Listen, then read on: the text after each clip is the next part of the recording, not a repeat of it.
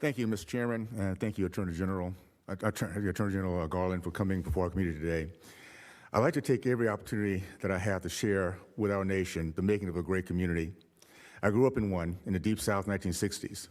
Though in the depths of Jim Crow segregation, it was a community that produced giant Americans like Clarence Thomas, Condoleezza Rice, Thomas Sowell, Walter Williams, and Colin Powell. This was not by accident, it was also not rare. It was a community of faith, family, free market, and education. Education was the very core of our success. I was raised in a home of teachers. My dad was a college professor for 40 years. My mom, a junior high school teacher. They were trusted to do what teachers have done throughout our history, to teach children how to read, write, add, subtract, and to think critically. Success in education was always based on parental involvement. It was both expected and welcomed. In my great state of Utah, these expectations of parents have not changed.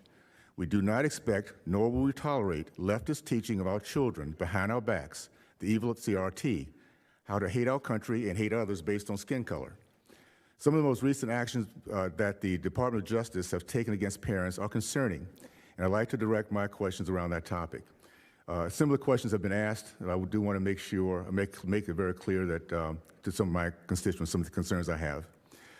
We can all agree that true threats and violence at school board meetings are inexcusable. Attorney General Garland, do you agree with the National School Board Association that parents who attend school board meetings and speak passionately against the inclusion of divisive programs like critical race theory should be characterized as domestic terrorists? I do not believe that parents who testify, speak, argue with, complain about school boards and schools should be classified as domestic terrorists or any kind of criminals.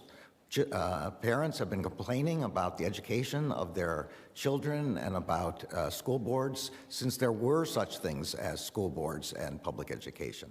This is totally protected by the First Amendment. I take your point that true threats of violence are not protected by the First Amendment. Those are the things we're worried about here. Okay, could I just those are the only things we're worried about here. Okay, thank you so much for that. Is there a legal precedent for the Department of Justice to investigate peaceful protests or parental involvement at public school meetings? Just to say again, we are not investigating peaceful protest or parent involvement in school board meetings. There's no precedent for doing that, and we would never do that. We are only concerned about violence, threats of violence against school administrators, teachers, staff, people like your mother, a teacher. That is what we're worried about. We are worried about that across the board. We're worried about threats against members of Congress. We're worried about threats against police. Thank you very much. Thank you very much for that. I'm also a member of the Education and Labor Committee. On October 7th, Republican members of this committee sent you a letter, you and Secretary Cardona, expressing a concern about disparaging remarks that the Secretary had made against parents.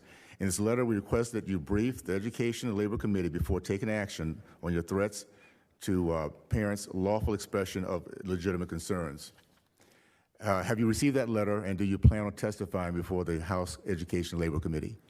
I'm sorry, I don't recollect the letter, but I'll ask my staff to find out where it is. Okay.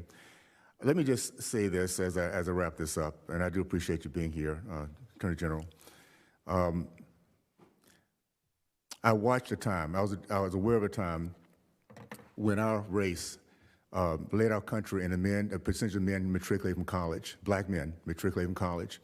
I now have been aware of in 2017 studies that Department of Education, that 75% of the black boys in the state of California cannot pass standard reading and writing tests. That's a big shift. And the difference is, in those days when I was growing up, parents were involved.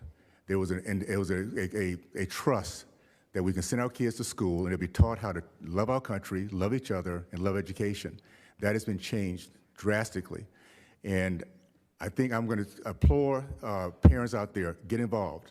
Now's the time. Do not trust any other adults, particularly our educational system, for the future of your kids. Get involved. Fight for your rights, for your kids to be taught how to love our country, love education, and move forward. And I think we do that, we get back to the old school America where we can really appreciate the fact of who we are and the education system that should be teaching us how to do that. I yield back my time.